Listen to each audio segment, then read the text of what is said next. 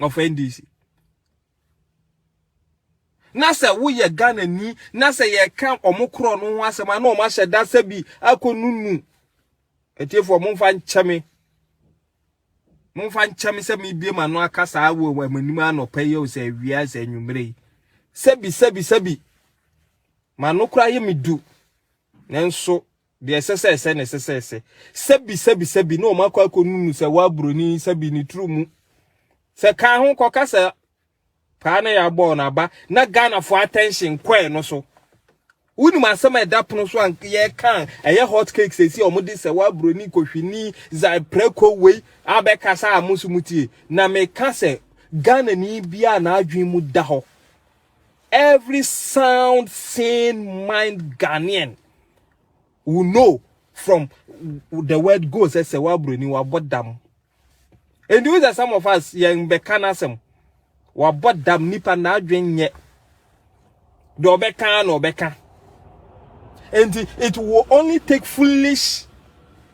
and insane people like Kevin Taylor to interview bodem ni like onwa say ensin guru atipenkro no akwafa na betra honum and the ekwoso wo Ghana ebeboa o man ni nyina Kevin Taylor pese wo ehu bi say bodem ni ade mu say wo hu as classmate and akwafa no be ye an interview and ye besre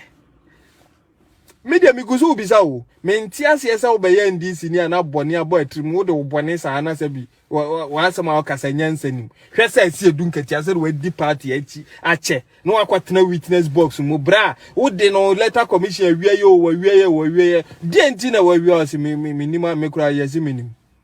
Meanwhile, before that, no they can make it come and say any idiot can go to court. And decide your one no sana no order no no so kwatena witness box no ma or to any movie sana sama no osere no guasini. Look at how they behave in you don't me say Ochina nyame ya adom the 70s of NDC the business mom double salary no ye nyai kan ye be kan kopem say emra no will take it due course. And no person will divert your attention. Some of us, we are smarter than you. We are smarter than you.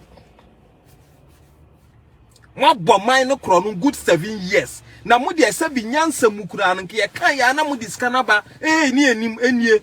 Chese ye di gangaria. Mina na gang leader was gangalia.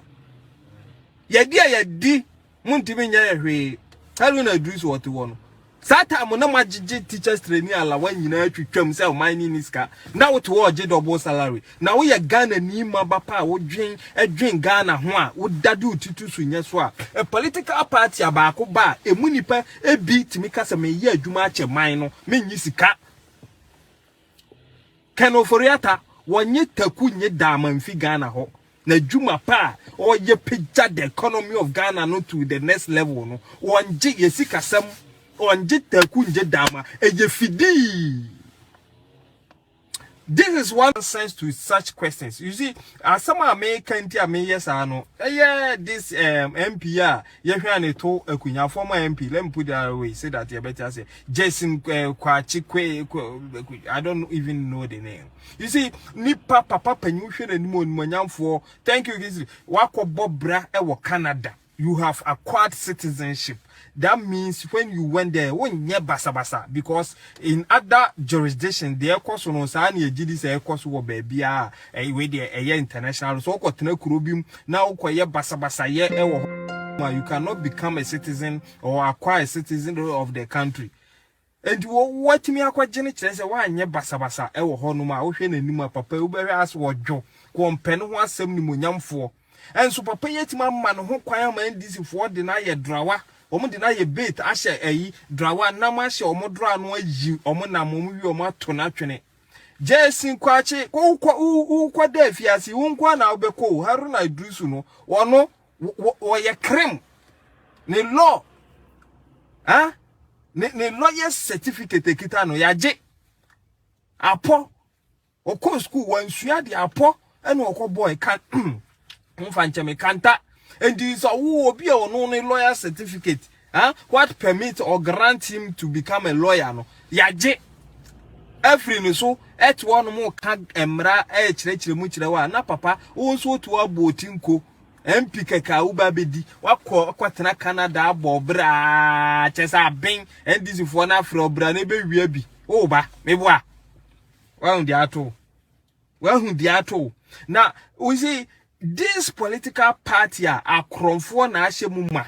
nyame yadmo ochina yebeka the 7 thieves the 7 great atai munya atai na munya na munche haruna drusu abangbagwe mu nkotumo mo je double salary for good 7 years ochina yebeka nwasem tie na ye nkoho enti bia na obi ewo anu ye bia wo moa me because me ho kire me to find a solution to such a question.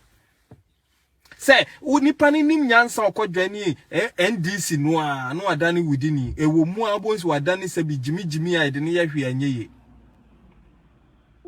wo mo kasa unti kasa wo ka no aba bi ewom enti papa panyi a wo koye wo ahwe mbra ne se wo sign electoral commission form so no wo se wo jetum sa wo ye Ghana ni no assign ane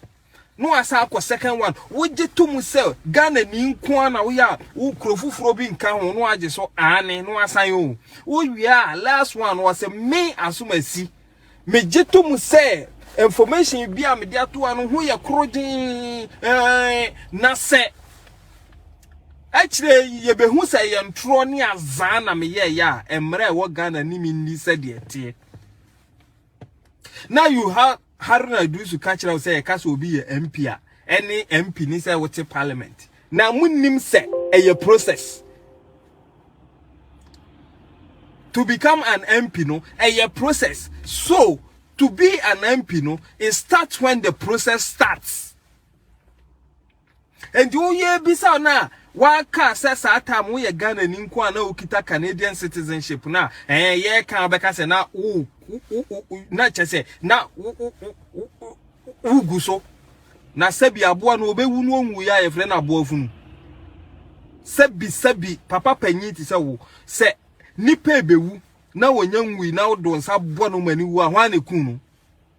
enti sa aboa ni bewu ne onwu ya ye frɛ na aboa funu enti jese kwechi se wotna se sebi dwen kakra bia ka ndisi fo anfo anye hanama ama omose watima jeja ho papa panyi ama nkura we muti so asam no bia sida o Adamu Sakande wo MPP ni Boko Central Mahama Ayariga wono wote wa waye din no on say ebe boa o man no but ebe kwati NDC nti wonka Mahama Ayariga mumbisa Mahama Ayariga say kwan be so no ofa so be MP 2008 ya to abano Boko Central MPP won Adamu Sakande enfu Adamu Sakande ya nse owie ye no kura no wankore na sweti ne American citizens UK wanko ena Mama Ayariga ya akọ share farmer bi owo Boko Central achi ena oye nu yodo mumfanko ne ekọ ya mpa emra no kobubo Adamu Sakande but you see the MP